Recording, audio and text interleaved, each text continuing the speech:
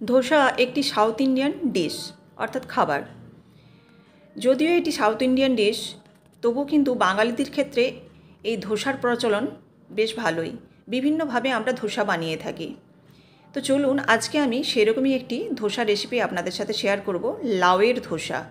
সঙ্গে চাটনির রেসিপিও আপনাদের সাথে শেয়ার করছি। নমস্কার বন্ধুরা, মিক্স ফিউশন সোমার পাকশালায় আপনাদের সবাইকে স্বাগত। চাটনির রেসিপিটা প্রথমেই আমি বানিয়ে নিচ্ছি। এর জন্য ছোলার ডালকে আমি ড্রাই রোস্ট করে নিয়েছি, দিয়ে ভালোভাবে পরিষ্কার করে ধুয়ে একটা মিক্সি জারের মধ্যে দিয়ে দিলাম। নারকেলের যে পেছনের খোসাটা, সেই খোসাটা ছাড়িয়ে দিয়ে দিলাম চিনেবাদামটারও কিন্তু ড্রাই রোস্ট করে খোসাটা ছাড়িয়ে নিয়েছি। এবার তেঁতুল দিলাম, যেহেতু চাটনি একটু হালকা টক হবে। দিয়ে দিচ্ছি লবণ, চিনি আর কাঁচা লঙ্কা। সঙ্গে দিয়ে দিচ্ছি ড্রাই রোস্ট জিরে পাউডার, দিয়ে জল দিয়ে একটা মিহি পেস্ট বানিয়ে নেব।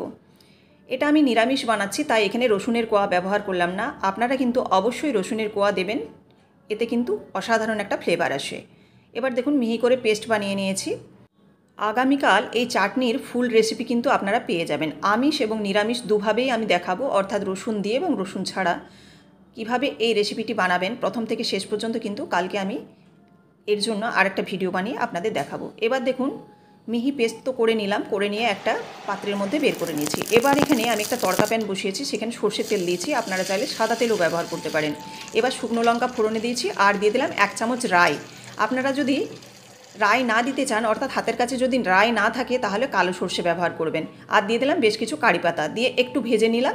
তারপর এর মধ্যে আমি দিয়ে দিচ্ছি যে চাটনিটা রেডি করেছিলাম বেটে, তার উপর দিয়ে এই তড়কাটা দিয়ে নাড়াচাড়া করে নেব ভালোভাবে। তাহলে কিন্তু রেডি হয়ে যাবে ধোসার জন্য চাটনি। আর ধোসার জন্য যে সম্বর ডাল লাগে, আপনারা অবশ্যই কমেন্ট করে জানাবেন যে আপনারা সম্বর ডাল কে কে দেখতে চান, তাহলে কিন্তু অবশ্যই আমি এই রেসিপি আপনাদের দেওয়ার চেষ্টা করব। এবার চলুন চলে আসি ধোসার মেন উপকরণে। ধোসার জন্য এখানে আমি আতপ চাল, সেদ্ধ চাল আর মেথি ভিজিয়ে নিয়েছি। আতপ চাল এবং সেদ্ধ চালের পরিমাণ আমি সমপরিমাণ নিয়েছি, 1/2 কাপ আতপ চাল, 1/2 কাপ সেদ্ধ চাল, আর দিয়ে দিয়েছি 1 চামচ বড় চামচের মেথি। এখানে আপনারা শুধু আতপ চালও ব্যবহার করতে পারেন, আবার শুধু সেদ্ধ চালও ব্যবহার করতে পারেন, কিন্তু আমি দুটো হাফ হাফ করে ব্যবহার করেছি। সঙ্গে দিয়ে দিলাম আদা আর কাঁচা লঙ্কা। এবার দিয়ে দিচ্ছি লাউটা, দিয়ে দিলাম পরিমাণ মতো লবণ। লবণটা দেওয়ার পর আমি মুগ ডাল দিয়ে দিচ্ছি। মুগ ডালটা এখানে আমি 1 ঘন্টার মতো ভিজিয়ে রেখেছিলাম। তারপর এটাকে পরিষ্কার করে ধুয়ে দেখুন বেটে নিলাম। এটা অর্ধেক বাটা করেছি। তারপর এর মধ্যে ধনেপাতা দিয়ে আরও আমি ভালোভাবে মিহি করে পেস্ট করে নেব। চাল এবং মেথিটা আপনারা সারা রাতও ভিজিয়ে রাখতে পারেন, নাহলে কমপক্ষে 4 থেকে 5 ঘন্টা ভিজিয়ে রাখবেন। এবার দেখুন মিহি করে পেস্ট বানিয়ে নিয়েছি। এবার এটা একটা আমি পাত্রের মধ্যে ঢেলে নেব। এইভাবে আমি দুবারে কিন্তু এই পেস্টটা রেডি করেছি। এবার সমস্ত কিছু একসাথে মিশিয়ে নিচ্ছি খুব ভালোভাবে ডাবু দিয়ে। আপনারা এরকমভাবে হাতার সাহায্যে খুব ভালোভাবে মিশিয়ে নেবেন, আর একটু ফেটিয়েও নেবেন। ফেটিয়ে নিলে কিন্তু বেশ ভালো হবে ধোসাটা। তো এরকমভাবে ভালোভাবে মিশেও যাবে এবং বেশ ধোসাটা মুচমুচে এবং সফটও হবে। তো দেখুন এইভাবে আমি মোটামুটি 1 থেকে 2 মিনিটের মতো খুব ভালোভাবে মিশিয়েও নিলাম আর ফেটিয়েও নিলাম একটু। এবার চলুন ধোসা কিভাবে বানায় সেটা দেখে নিচ্ছি। 2-1টা টিপস আপনারা ফলো করলে কিন্তু ধোসা বানাতে পারবেন। আমিও প্রথমে ধোসা খুব একটা ভালো বানাতে পারতাম না, কিন্তু এখন পারফেক্ট ধোসা হয়। তো আমি যে ভুলগুলো করতাম সেগুলো কিন্তু আপনারা করবেন না। ধোসা বানাতে গেলে প্রথমে তাওয়াটা আগে গরম করে নেবেন, অবশ্যই গরম করতে হবে। তারপরে এরকম জলের ছিটা দিয়ে ঠান্ডা করে নেবেন, দিয়ে একটা কাপড় দিয়ে পরিষ্কার করে মুছে নেবেন। আর গ্যাসের ফ্লেমটা কিন্তু এক্ষেত্রে একেবারে লো থাকবে। এবার আমি এখানে ঘি ব্রাশ করছি, আপনারা চাইলে সাদা তেল কিংবা বাটার ব্রাশ করে নিতে পারেন। এবার এই ঠান্ডা তাওয়াটার মধ্যে দিয়ে দেব এই ব্যাটারটা। তাওয়াটা কিন্তু প্রথমে গরম করে নিতে হবে, তারপর জল দিয়ে, অর্থাৎ জলের ছিটা দিয়ে ওটাকে কাপড় দিয়ে মুছে নিয়ে তারপর কিন্তু এই ব্যাটারটা দেবেন। দেখুন এইভাবে ব্যাটারটা দিয়ে ডাবু দিয়ে আমি খুব ভালোভাবে পাতলা করে মেলে দিলাম।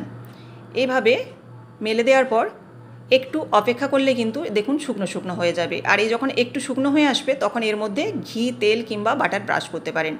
ঘি বা বাটার দিলে একটু ভালো গন্ধ হয়, আর সাদা তেলও আপনারা ব্যবহার করতে পারেন। তো এইভাবে আমি ঘি দিয়ে চারদিকটা ব্রাশ করে দিচ্ছি। এবার আরও কিছুক্ষণ অপেক্ষা করলেই এর মধ্যে একটা ব্রাউন ভাব চলে আসবে, অর্থাৎ তলাটা দেখুন হালকা হালকা ব্রাউন হচ্ছে। আপনারা দেখলেই বুঝতে পারবেন, আমি দেখাচ্ছি। যখন এরকম ব্রাউন ভাব এসে যাবে তখন কিন্তু এটাকে খুন্তি দিয়ে তুলতে হবে। আর খুব ইজিলি এটা উঠে যাবে। দেখুন একদম মুচমুচে ধোসা রেডি হয়ে যাচ্ছে। তো আমি এটা সম্পূর্ণ নিরামিষভাবে আপনাদের এই ধোসাটা বানিয়ে দেখালাম। চাটনিটাও কিন্তু নিরামিষ বানিয়ে দেখেছি। এবার চলুন এই ধোসাটার ব্যাটারটা দিয়েই আমি একটা ফিলিং বানাবো, যেটা কিন্তু পেঁয়াজ ব্যবহার করব।